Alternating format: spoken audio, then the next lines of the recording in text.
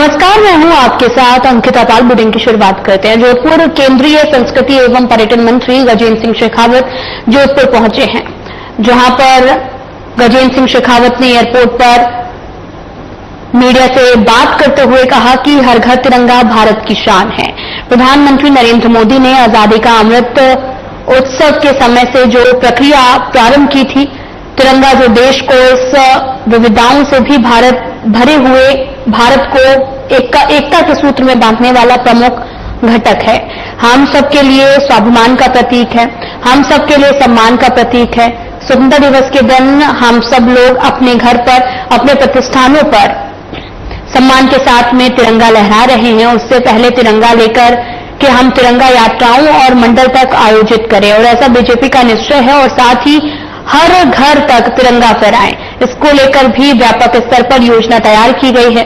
बिहार चुनाव को लेकर राहुल गांधी द्वारा बार बार उठाए जा रहे सवाल पर उन्होंने कहा कि राहुल गांधी को भारत के चुनाव प्रक्रिया और संविधान सदस्य व्यवस्थाओं का सामान्य जानकारी भी अगर हो तो ऐसे स्टेटमेंट नहीं देते।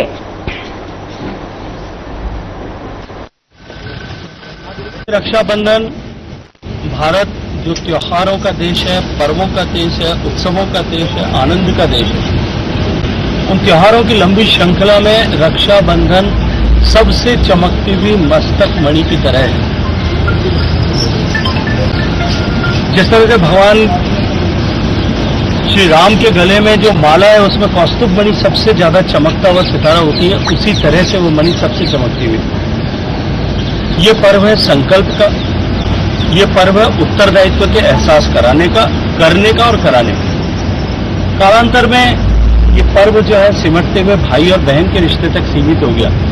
मैं मानता हूं कि अब की रक्षाबंधन को हम संपर्क करें राष्ट्र के हितों के संरक्षण का, स्वदेशी को अपनाने का, इस देश के में पर्यावरण की रक्षा के लिए अपने स्तर पर प्रयास करने का, जल संसाधनों के संरक्षण करने का, देश की संस्कृति की लुप्त होती हुई विधाओं के संरक्षण करने का, और साथ साथ में देश को विकसित भारत बनाने का संकल्प करें।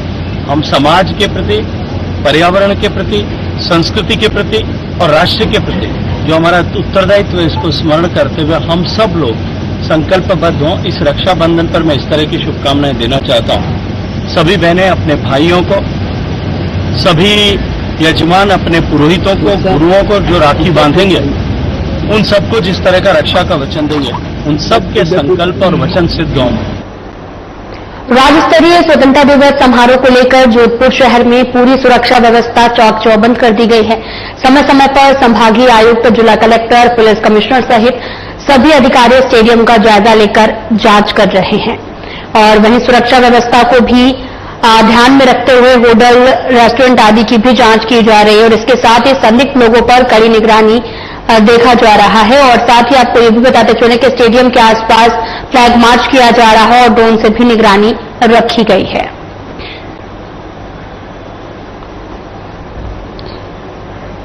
आपको बताते चलें कि राज्य स्तरीय स्वतंत्रता दिवस समारोह का आयोजन किया गया। स्टेडियम के पास ड्रोन से निगरानी भी की जा रही है। कलेक्टर, पुलिस कमिश्नर तैयारियों का जायजा भी ले रहे हैं। आपको बताते चलें कि 15 अगस्त नजदीक है, जिसको लेकर जोधपुर शहर में पूरी सुरक्षा व्यवस्था चाक चौबंद कर दी गई है। चप्पे चप्पे पर पुलिस की तैनाती की गई है। समय समय पर संभागीय आयुक्त, जिला कलेक्टर, पुलिस कमिश्नर सहित सभी अधिकारी स्टेडियम का जायजा लेने के लिए जांच भी कर रहे हैं। तस्वीरें दिखा रहे हैं जो कि जोधपुर से हैं, और इसके साथ ही संदिग्ध लोगों पर निगरानी भी रखी जा रही है।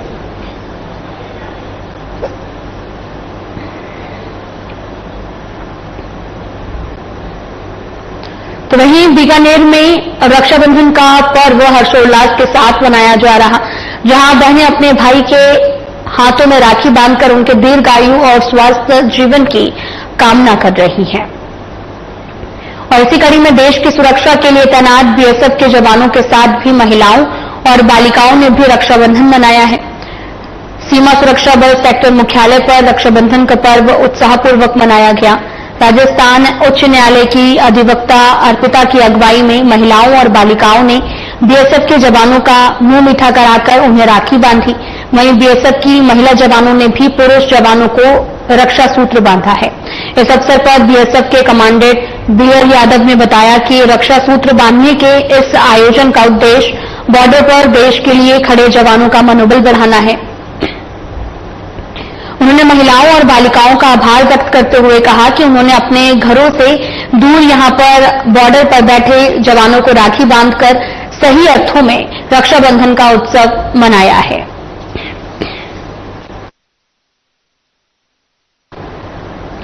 आपको बताते चलें कि लगातार बीकानेर में भी रक्षाबंधन का पर्व हर्षोल्लास के साथ मनाया जा रहा। तस्वीरें दिखा रहे जहां पर बहनें अपने भाइयों के हाथों में राखी बांधती नजर आई। तो ऐसा ही एक कार्यक्रम रखा गया। देश में उत्साह के साथ में रक्षाबंधन मनाया जा रहा, जहां पर महिलाएं और बालिकाओं ने बीएसएफ के जवानों के हाथों में राखियां बांधी हैं।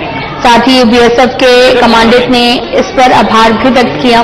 बीएसएफ के कमांडेंट बीएल यादव ने बताया कि रक्षा सूत्र बांधने के इस आयोजन का उद्देश्य बॉर्डर पर देश के लिए खड़े जवानों का मनोबल बढ़ाना है और उन्होंने महिलाओं और बालिकाओं का आभार व्यक्त किया। सीमा चौकियों के साथ कैंपस में पुलिस जवान यहाँ पर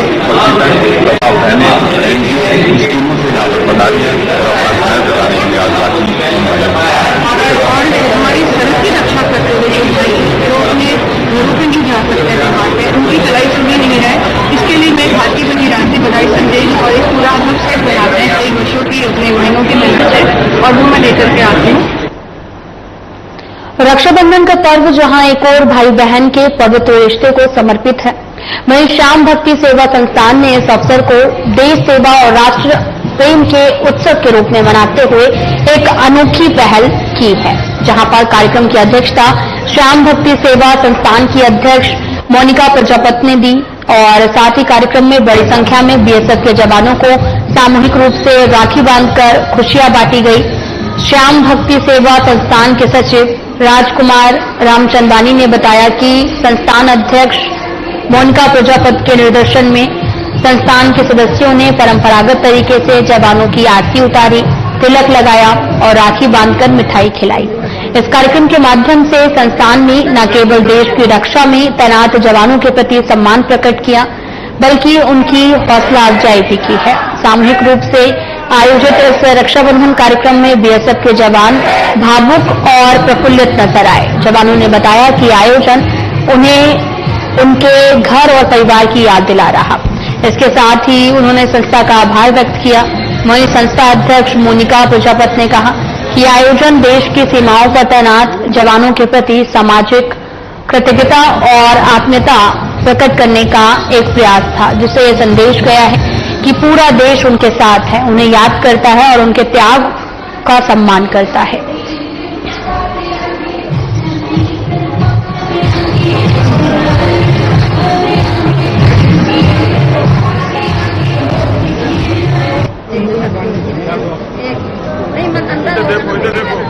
आपको बताते चलें कि रक्षाबंधन का पर्व जहां एक और भाई बहन के पवित्र रिश्ते को समर्पित है, जिसको लेकर एक कार्यक्रम का आयोजन भी किया गया। दरअसल ये कार्यक्रम श्याम भक्ति सेवा संस्थान के द्वारा आयोजित किया गया, जहां पर बड़ी संख्या में लोग पहुंचे और साथ ही देश प्रेम, राष्ट्र प्रेम के उत्सव में मनाया गया है रक्षाबंधन का त्योहार। और इस दौरान कार्यक्रम में बीएसएफ के जवानों को राखी भी बांधी है। तस्वीरें आपको दिखा रहे हैं। बहुत खुशी हुई हमें, आपने यहाँ पर आए, श्याम भक्ति परिवार हमारे बीच आया। इससे हमारे जवानों को रक्षाबंधन की जो एकांत महसूस होता है, जो अपने घर से दूर हैं, अपने भाई बहनों से दूर हैं, उनको जो है एकांतता महसूस नहीं होती है और बड़ी उनको दिल में खुशी महसूस होती है कि हमारे साथ हमारे लोग हमारे साथ हैं। रक्षाबंधन का त्योहार जो है वो खुशियों का त्योहार है, भाई बहन कहते प्रेम और विश्वास का त्योहार है। आज सीमा सुरक्षा बल के जो जवान हैं, उनकी बहनें आज रक्षाबंधन के दिन उनसे दूर है, और फिर हमारा श्याम भक्ति सेवा संस्थान जो है उनके साथ में रक्षाबंधन का त्योहार मना रहा है, ताकि उनको किसी भी तरह से अपने बहन की कमी नहीं खले। और जब उनके बहनों को जब पता चलेगा कि उनके भाई किसी भी बहन में नहीं बल्कि सीमा सुरक्षा बल सैकड़ों हजारों बहनें जिनके साथ में रक्षाबंधन का त्योहार मना रही है। देखिए सर, सबसे प्रथम तो आपके जो शाम भक्ति परिवार से जो आप लोग पधारे हैं, सबसे पहले आपका बहुत ही हार्दिक अभिनंदन। और जो हमारी भारतीय सेनाएं हैं, उनके जो जवान हैं, और इस पर्व को हम बहुत ही अच्छे से सेलिब्रेट करते हैं। और इसमें जो आप लोगों की भागीदारी है, इसके लिए बहुत ही आपको शुभकामनाएं, और हमारा मनोबल इससे बना रहता है। अच्छा लग रहा है ये सब देखते हुए, मतलब देश की रक्षा कर रहे हैं बाहर रहते हुए, और ये फील नहीं हो रहा है कि हम बाहर ड्यूटी कर रहे हैं, मतलब बहनों से दूर हैं। ये जब ऐसा माहौल देखते हैं तो बहुत अच्छा फील करता है। होता है तो हमें महसूस ही नहीं होता है कि हम बाहर ड्यूटी कर भी नहीं, तो ऐसा फील नहीं होता। रुदावल में रक्षाबंधन का महापर्व आज मनाया जा रहा, वहीं त्योहार को लेकर लोगों में उत्साह का माहौल है। साथ ही आपको ये भी बताते चलें कि सुबह से बाजारों में भीड़ देखी जा रही है।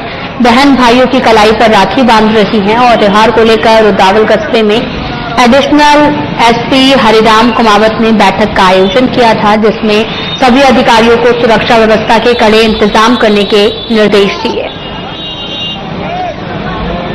रक्षाबंधन का महापर्व आज बड़े ही धूमधाम के साथ मनाया जा रहा, तस्वीरें दिखा रहे हैं आपको।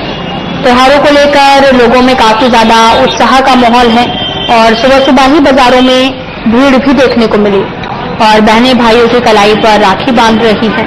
त्योहार को लेकर रुदावल कस्बे में एडिशनल एसपी हरिराम कुमावत ने बैठक का आयोजन किया, जिसमें सभी अधिकारियों को सुरक्षा व्यवस्था के कड़े इंतजाम करने के निर्देश दिए हैं।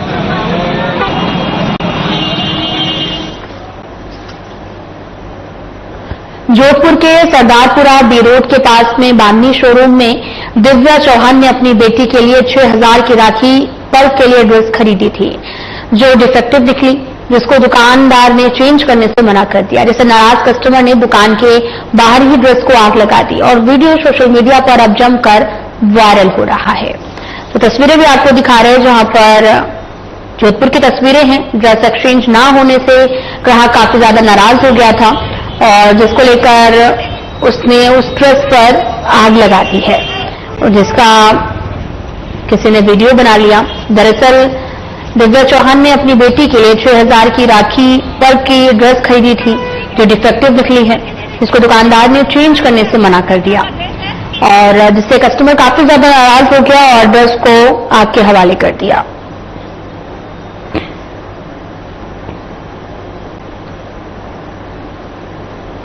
राजगढ़ थाना क्षेत्र में बस में सवार एक महिला की सोने की चेन तोड़े जाने का मामला थाने में दर्ज हुआ था। इस पर पुलिस ने त्वरित कार्रवाई करते हुए एक महिला को गिरफ्तार कर स्नैचिंग की गई सोने की चेन को बरामद भी कर लिया है। थानाधिकारी राजेश मीना ने बताया कि लक्ष्मणगढ़ थाना क्षेत्र में लीली गांव निवासी मेरा बुरिया पत्नी मनोहर लाल मीना ने थाने में मामला दर्ज कराया था और बस में बैठकर मालाखेड़ा जा रही थी। उसी के दौरान राजगढ़ से एक महिला बस में चढ़ी और बाईपास चौकी के पास उसके गले की सोने की चेन को एक महिला ने तोड़ लिया। इस पर उसने और सवारियों ने महिला से काफी पूछताछ की, लेकिन उसने कुछ भी नहीं बताया। इसके बाद उसे पुलिस चौकी कोठी नारायणपुर बाईपास लेकर आए। उक्त महिला से पूछताछ कर उसकी चेन दिलाई गई है।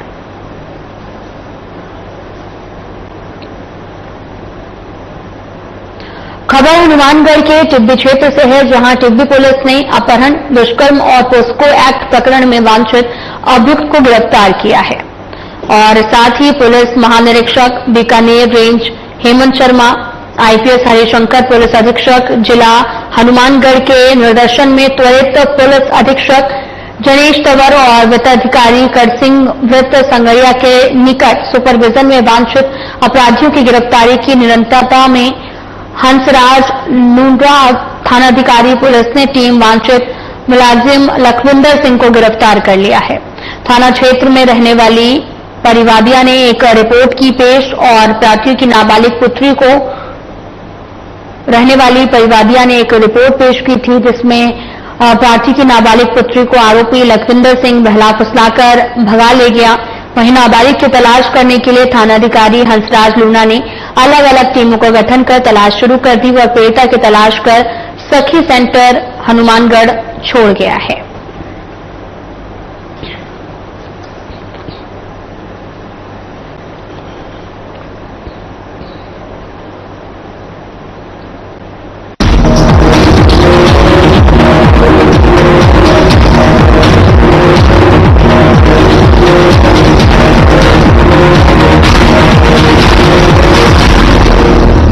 क्या आप दुबले पतले कमजोर हैं? आपकी सेहत नहीं बनती, भूख कम लगती है, वजन नहीं बढ़ता।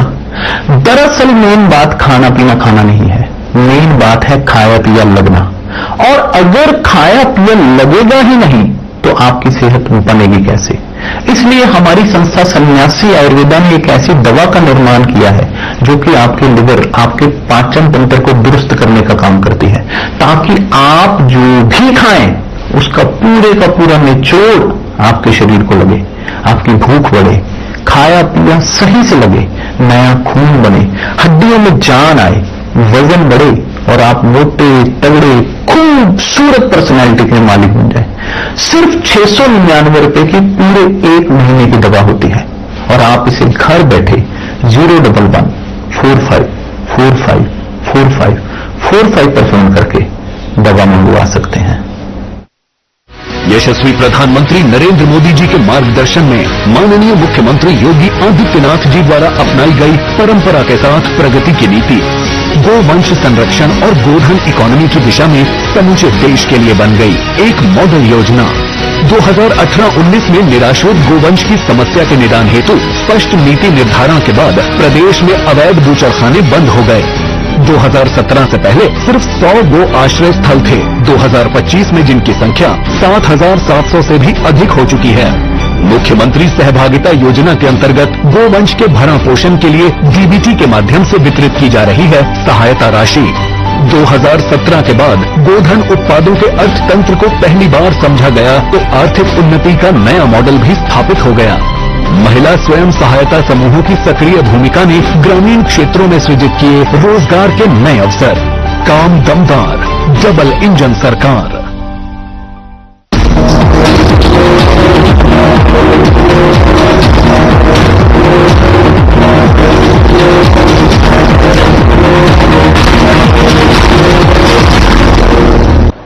तो वहीं बालसमंद रॉयल्टी नाका के पास में तेज रफ्तार और लापरवाही से आए डंपर की चपेट से पैदल जा रही एक वृद्धा की मौत हो गई है और सड़क पर एक तरफ पत्थर से भरा ट्रक और दूसरी तरफ ट्रैक्टर ट्रॉली खड़ी थी।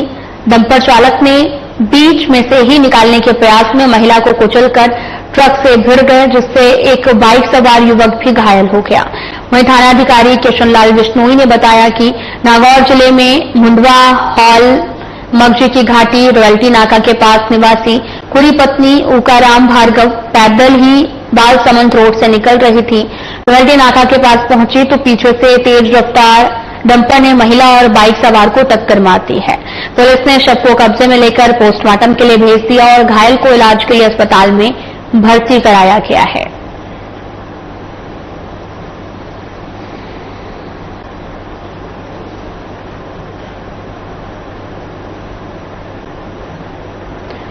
तो तस्वीरें आपको दिखा रहे हैं जो कि जोधपुर से है, जहां तेज रफ्तार डंपर ने महिला को टक्कर मारी है।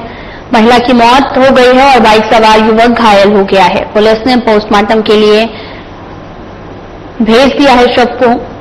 और आपको बताते चले कि डंपर चालक ने बीच में से ही निकलने के प्रयास में महिला को कुचलकर ट्रक से भिड़ गया, जिससे कि एक बाइक सवार युवक भी घायल हो गया। थाना अधिकारी किशनलाल बिश्नोई ने बताया कि नागौर जिले में मुंडवा हाल मंगशी की घाटी रॉयल्टी नाका के पास निवासी कुई पत्नी उकाराम भार्गव पैदल ही बालसमंद रोड से निकल रही थी। रॉयल्टी नाका के पास पहुंची तो तेज रफ्तार डंपर ने महिला और बाइक सवार को टक्कर मार दी है।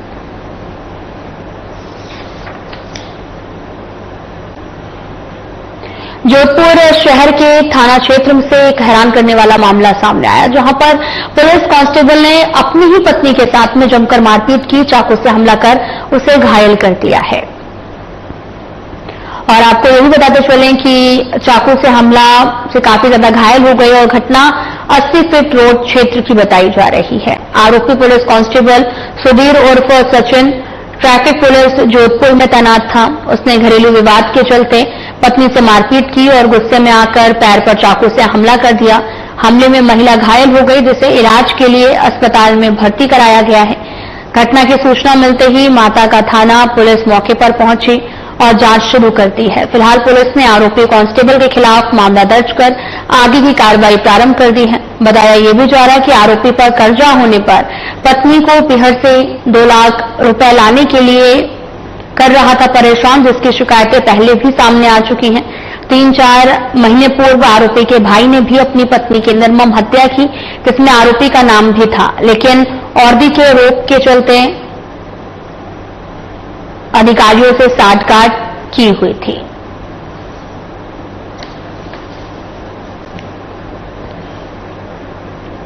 तो वहीं करौली में खाद्य नागरिक आपूर्ति और उपभोक्ता मंत्री सुमित गुदारा ने विभाग की समीक्षा बैठक का आयोजन किया है, जहां मंत्री सुमित गुदारा ने बैठक को संबोधित करते हुए कहा कि राज्य भर में 1 नवंबर 2024 से प्रारंभ इस अभियान के तहत अब तक 26,07,969 लोगों द्वारा स्वेच्छा से खाद्य सुरक्षा योजना का लाभ छोड़ा गया है और साथ ही इसके अतिरिक्त लगभग 27 लाख से भी अधिक लोगों को KYC नहीं कराने के कारण योजना से हटा दिया गया।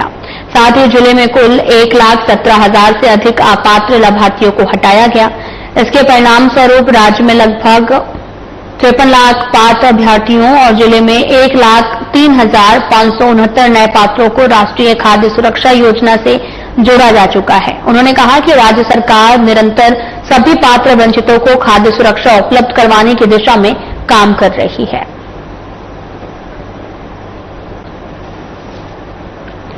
तो आपको बताते चले कि हनुमानगढ़ में जिला कलेक्टर डॉक्टर खुशहाल यादव ने रावतसर उपखंड की निर्वाल ग्राम पंचायत में जनसुनवाई आयोजित कर आमजनों की समस्याओं को सुना है। जनसुनवाई के दौरान ग्रामीणों ने राजस्व, पेयजल, विद्युत और अतिक्रमण जैसे मुद्दों पर 20 से अधिक परिवार प्रस्तुत किए। वहीं डीएम ने मौके पर मौजूद अधिकारियों को निर्देश देते हुए कहा कि जनसुनवाई का उद्देश्य मात्र शिकायत सुनना नहीं बल्कि वास्तविक समाधान देना है। डॉक्टर यादव ने कहा कि आमजन की समस्याओं के समाधान के लिए जनसुनवाई व्यवस्था लागू की गई है। अधिकारी प्राथमिक स्तर पर मामलों का निपटारा करें ताकि जनता को बार बार कार्यालयों के चक्कर न लगाने पड़े और इसके साथ ही उन्होंने अधिकारियों को निर्देशित किया कि प्रत्येक शिकायत को गंभीरता से लें, समाधान में संवेदनशीलता का परिचय दें।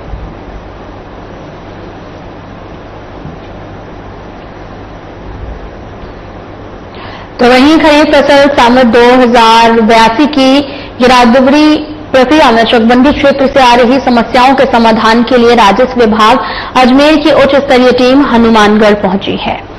आपको बताते चले कि टीम ने चक 38 NGC 8 और MD और 8 NGC में भी भ्रमण कर फील्ड सर्वे किया। किसानों, राजस्व अधिकारियों, स्थानीय जनप्रतिनिधियों से संवाद कर समस्याओं की जानकारी ली है। टीम का नेतृत्व राजस्व मंडल राजस्थान के अतिरिक्त निबंधक हेमंत स्वरूप माथुर ने किया है। इस दौरान हनुमानगढ़ के उपखंड अधिकारी मांगीलाल, रायसिंह नगर के SDM सुभाष कड़वासरा और साथ ही तहसीलदार हरीश रारण, श्रीकरणपुर और साथ ही तहसीलदार जिला पटवार संघ अध्यक्ष अमर सिंह पटवारीगढ़ और बड़ी संख्या में किसान मौजूद रहे। अतिरिक्त निबंधक माथुर ने मीडिया से बातचीत कर बताया कि डिजिटल क्रॉप सर्वे एक निबंधक माथुर ने मीडिया से बातचीत कर डिजिटल क्रॉप सर्वे 1 अगस्त से शुरू हो चुका है, जो कि 15 अक्टूबर 2025 तक चलेगा। उन्होंने बताया कि पूर्व में भी राजस्व विभाग द्वारा इन तीनों जिलों में 2-3 बार जमीनी अध्ययन किया गया था, लेकिन समाधान नहीं निकल पाया।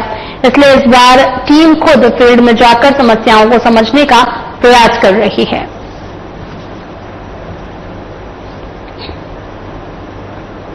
खबर हनुमानगढ़ से है, जहां सड़क हादसों को रोकने और आमजन को यातायात नियमों के प्रति जागरूक करने के उद्देश्य से शहर में जिला पुलिस अधीक्षक ने अहम पहल की है और जहां बस डिपो से लेकर गंगानगर अंडरपास तक सड़क के डिवाइडर के बीच में 12 यातायात जागरूकता बोर्ड भी लगाए गए हैं, जिन पर आमजन को सावधानी बरतने और नियमों का पालन करने के संदेश अंकित किए गए हैं।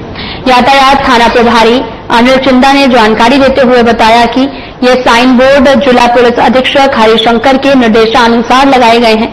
फिलहाल ये कार्य प्रारंभिक चरण में है और आने वाले दिनों में पूरे शहर के मुख्य मार्गों पर 100 से अधिक साइन बोर्ड लगाए जाएंगे, जिससे शहरवासियों को हर मोड़ पर यातायात नियमों की याद दिलाई जाएगी और इन साइन बोर्ड पर शराब पीकर वाहन न चलाएं और साथ ही वाहन चलाते समय जो है वो मोबाइल फोन का प्रयोग ना करें, हेलमेट जरूर पहनें, तेज गति से वाहन न चलाएं और वाहन चलाते समय सीट बेल्ट जरूर लगाएं। जैसे संदेश प्रमुखता से अंकित किए गए हैं और इसके अतिरिक्त good symptoms of safe driving जैसे संकेतों को सरल भाषा और चित्रों के माध्यम से समझाया गया, जिससे हर आयु वर्ग के लोग आसानी से इन्हें समझ सकें।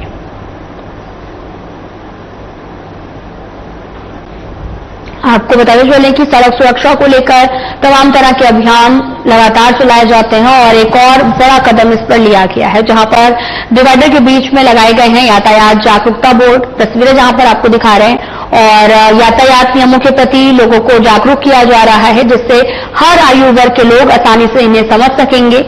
और आपको यह भी बताते चले कि इन साइन बोर्ड पर शराब पीकर वाहन न चलाएं और चलाते समय फोन का इस्तेमाल न करें और हेलमेट जरूर पहने। तमाम ऐसे नियमों के साइन बोर्ड जो हैं वो डिवाइडर के बीचों बीच लगाए गए हैं ताकि लोगों को ज्यादा से ज्यादा जागरूक किया जा सके और लोग इसका पालन भी करें। सुरक्षित रहे, उसके लिए जागरूकता के लिए यहाँ डिपो से लेकर बस डिपो से लेकर और गंगानगर अंडरब्रिज तक रोड सेफ्टी साइन बोर्ड लगाए जा रहे हैं ताकि आम जन इसको देखे और जागरूक हो, ट्रैफिक रूल्स को की पालना करे, सुरक्षित रहे। और जो बोर्ड पर जो हमारे स्लोगन लिखवाए गए हैं उस पर हेलमेट लगाइए, जीवन को बचाइए, इसके अलावा शराब पीकर वाहन नहीं चलाएं, चलते वाहन में मोबाइल पर बात नहीं करें और कई बार एक्सीडेंट हो जाता है, लोग वहां भीड़ इकट्ठी कर लेते हैं और भीड़ नहीं करके उस पीड़ित व्यक्ति को जो गंभीर रूप से घायल है उसको तुरंत हॉस्पिटल भेजा जाए ताकि उसका जीवन बचा सके। उसके लिए गुड सिमेंटन वाले बोर्ड भी लगाए गए हैं। हमारी आम जन से यही आग्रह रहेगा, अपील रहेगी कि आप लोग ट्रैफिक रूल्स को फॉलो करें, पालना करें और इन बोर्ड को देखें ये क्या आपको इंडिकेट कर रहे हैं, इसकी पालना करें। फिलहाल वीडियो में इतना ही। नमस्कार।